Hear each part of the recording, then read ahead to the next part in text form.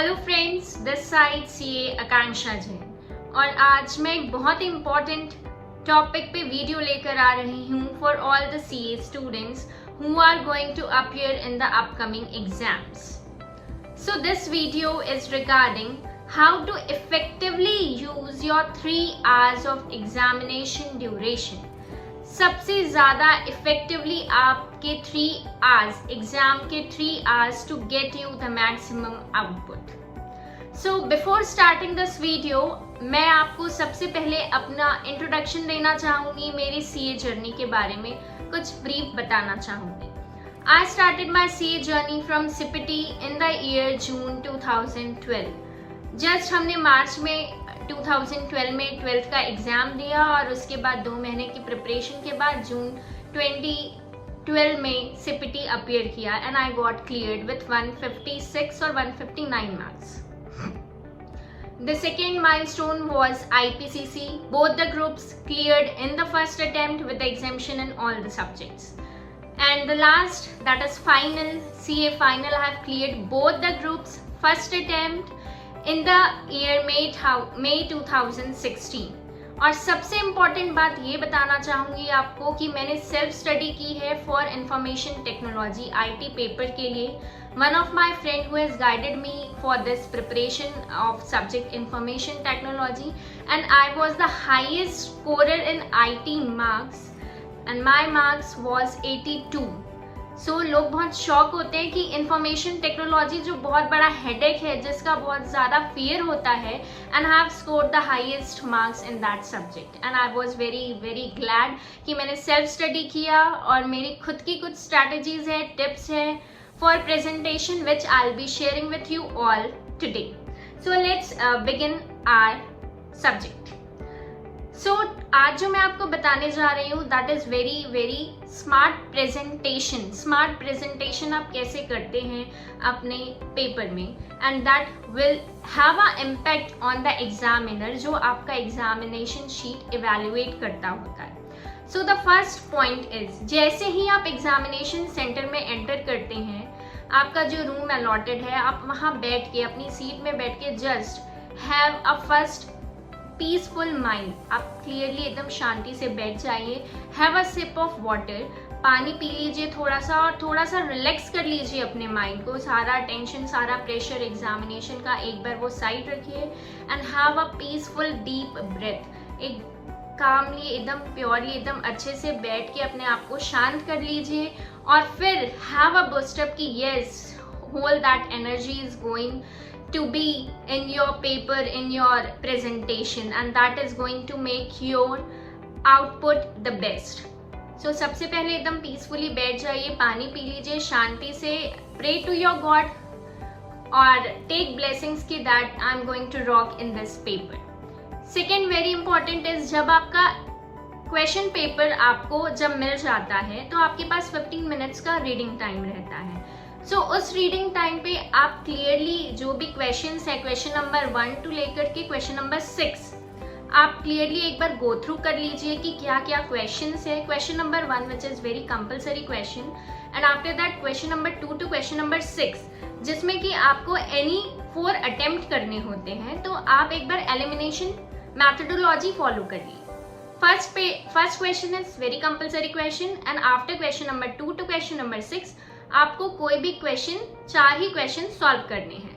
तो उसके लिए आपको सिलेक्शन के लिए आपको एलिमिनेशन मैथडोलॉजी फॉलो करनी चाहिए. क्वेश्चन नंबर 2 और क्वेश्चन नंबर 4 और क्वेश्चन नंबर 3 और क्वेश्चन नंबर 5 और क्वेश्चन नंबर 6, आपको कौन सा क्वेश्चन है जो एलिमिनेट करना है, जो आपको सॉल्व नहीं करना है, उसके लिए आप बिट वाइज देखिए कि हो सकता है कि कई बार ये होता है कि क्वेश्चन नंबर 2 उसके हमको कुछ बिट्स फॉर श्योर है, हम कॉन्फिडेंट है कि हमारा ये प्रॉपर बन जाएगा और इस पे हम 10 मार्क्स स्कोर कर सकते हैं. और क्वेश्चन नंबर 6 में हमको थोड़ा कंफ्यूजन है कि हम 5 मार्क्स का तो कॉन्फिडेंट है बट जो बैलेंस के मार्क्स है उसके लिए I am not very confident. So आप elimination technology, elimination methodology use करिए और एलिमिनेट कर दीजिए वो क्वेश्चन को जिस पे आप बहुत ज़्यादा कॉन्फिडेंट नहीं है. So use this elimination methodology during your reading time only. Make your entire strategy during this 15 minutes reading time. आप सेलेक्ट कर लीजिए कि आपको कौन सा क्वेश्चन जो है सबसे पहले सॉल्व करना है। पूरे क्वेश्चन पेपर में कोई ऐसा क्वेश्चन है जिसके ऊपर आप 101% कॉन्फिडेंट है कि I am very much sure कि I am going to make this entire solution very completely और बहुत अच्छे से सॉल्व करने वाला हूँ, बहुत अच्छा कॉन्फिडेंस है मेरे को, तो आप स्टार्ट करिए उस क्वेश्चन से। इट डजेंट मैटर्स कि आप सीरियल ही आ रहे हैं, it is not very important कि सीरियली आपको सीरियल वाइज ही हर क्वेश्चन को सॉल्व करते जाना है। आप ये आपके ऊपर है कि जो क्वेश्चन आपको बहुत अच्छे से आता है आप वहाँ से स्टार्ट करिए, क्योंकि this is going to make a very very impact on the examiner. जो चेक कर रहा है उसके ऊपर बहुत अच्छा इम्पैक्ट जाएगा कि येस जो स्टूडेंट ने प्रोवाइड किया है first answer that is very correct और उसे नॉलेज है, और वो फर्स्ट देख के ही बहुत ज़्यादा इम्प्रेस हो जाता है। So make a very fruitful time for your reading time, make it a very fruitful time.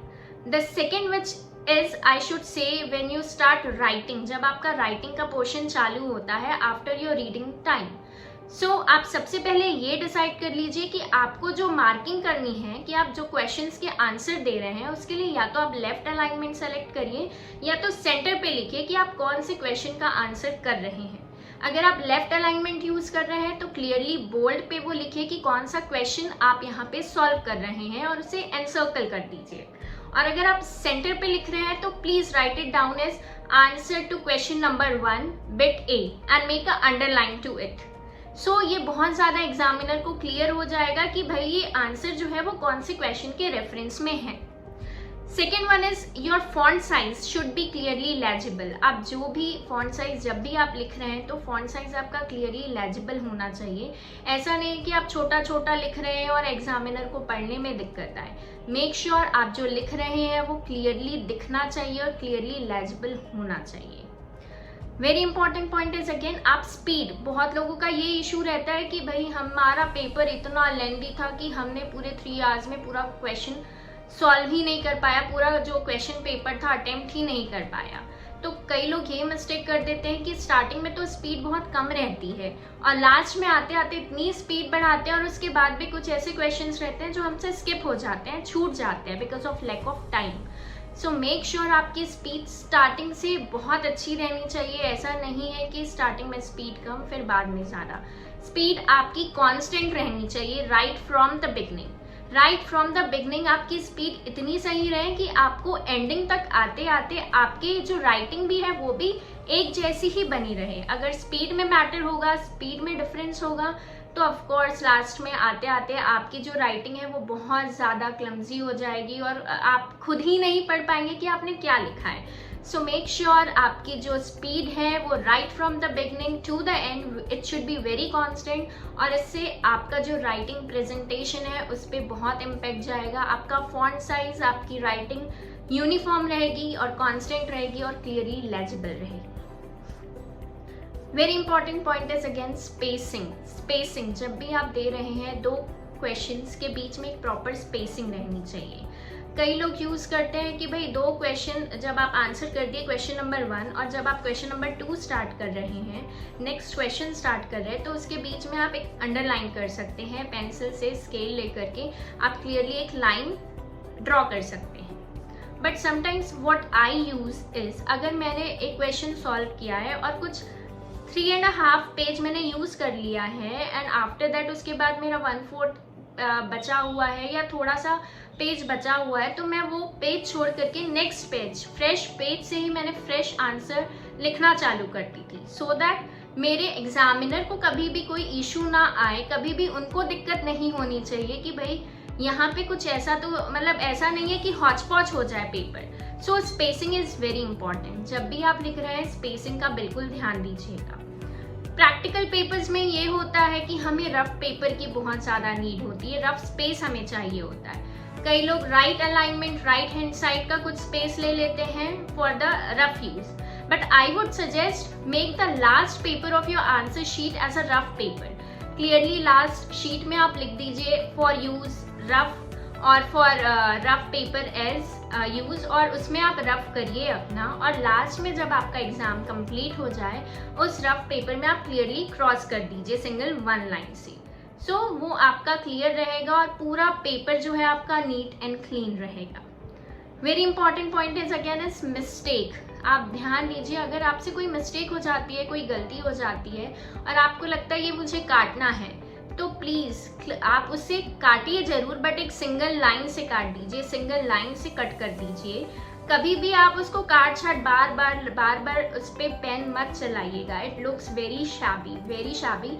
So please make it sure कि आप उसके क्लियर एक लाइन में ही कट कर दें और आगे बढ़ जाएं।